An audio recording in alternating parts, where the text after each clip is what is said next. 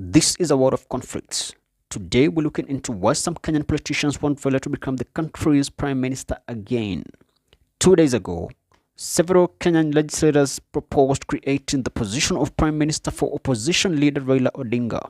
This initiative follows Odinga's unsuccessful bid for the African Union Commission AUC chairmanship, with proponents aiming to integrate his extensive political experiences into the national government. Nandi Senator Samson Cherargei and Belgut Member of Parliament Nelson Koech are leading this proposal. They advocate for amending the 2010 constitution to establish the prime minister's office, enabling Raila to serve in this capacity. Cherargei emphasized the importance of utilizing Odinga's leadership skills, stating, "We cannot allow such brilliant leadership and experience to go to waste the way the African Union did." You are bringing the best on the table, Mr. Speaker.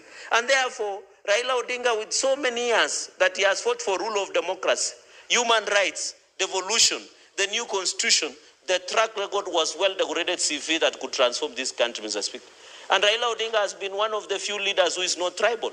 If you see at the voting pattern, in many elections he has contested in this country, he has gotten the votes from across the country, Mr. Speaker. And therefore, we need to ensure. Mr. Speaker, the third point I wanted to make, I think it is now the right time to fully implement the NADCO report, the National Dialogue Report, Mr. Speaker. Raila Odinga has huge and well-decorated track record of fighting for democracy, rule of law.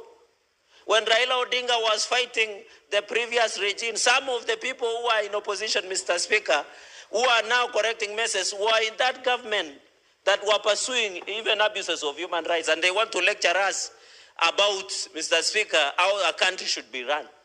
When Raila Odinga was fighting for this constitution, rule of law, democracy, some of the people who are correcting him, Mr. Speaker, who are fighting him now, were in that system, Mr. Speaker, the KANU system, Mr. Speaker.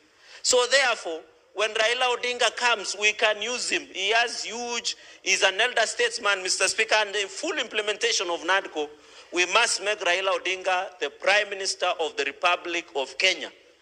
Even the Prime Cabinet Secretary, the Prime Cabinet Minister, he must, Mr. Speaker, be given that position to assist in expanding, deepening, and widening the broad-based government and stability of this country, Mr. Speaker. However, this proposal has faced opposition from key political figures. Wiper Party leader Kalonzo Musyoka criticized the suggestion, questioning its constitutionality and potential impact on Odinga's political standing. Musyoka expressed concerns that accepting the position could undermine Odinga's previous claims of electoral victory and his role in the National Dialogue Committee, NADCO. The debate over creating a prime minister position for Odinga highlights differing perspectives on constitutional amendments and the integration of opposition leaders into the government.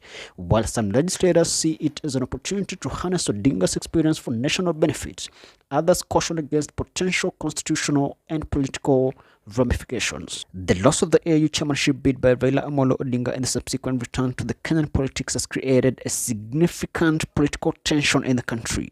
I want us to look into the political history between the two rivals, Raila and Ruto, to highlight the conflict between the two political giants. The political relationship between Raila Odinga and William Ruto has been marked by both alliances and rivalries over the years, early alliances and divergence. In 2007 elections, Ruto and Odinga were allies within the Orange Democratic Movement, ODM. However, following the disputed election results and subsequent violence, their paths began to diverge. Ruto later allied with Uhuru Kenyatta in the 2013 elections, leading to the fallout with Odinga. Building Bridges Initiative, BBI. In 2018, President Kenyatta and Odinga initiated the Building Bridges Initiative, BBI, aimed at constitutional reforms to address national unity and governance issues. Ruto publicly expressed skepticism about the BBI, advocating for economic reforms over constitutional changes. The BBI faced legal challenges and was ultimately declared unconstitutional by the Supreme Court in 2022.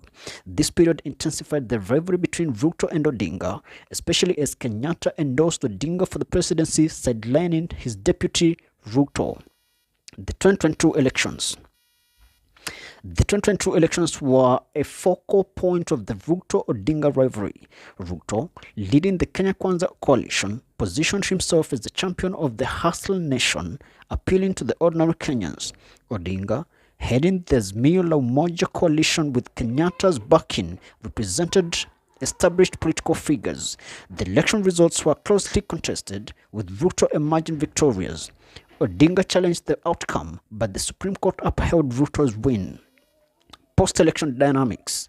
Following the elections, Odinga faced internal challenges within his ODM party, with divisions over whether to support Ruto's administration or maintain opposition. Some members advocated for backing Ruto's re-election in 2027, while others insisted on fielding an independent candidate. In late 2024, political tensions escalated as Deputy President Rigathi Gachagua faced impeachment of allegations of embezzlement and incitement. This development led to significant political realignments, with President Ruto appointing several allies of Odinga to ministerial positions, potentially altering the dynamics between Ruto and Odinga. The relationship between Raila Odinga and William Ruto continues to evolve, influenced by shifting political landscapes and emerging alliances.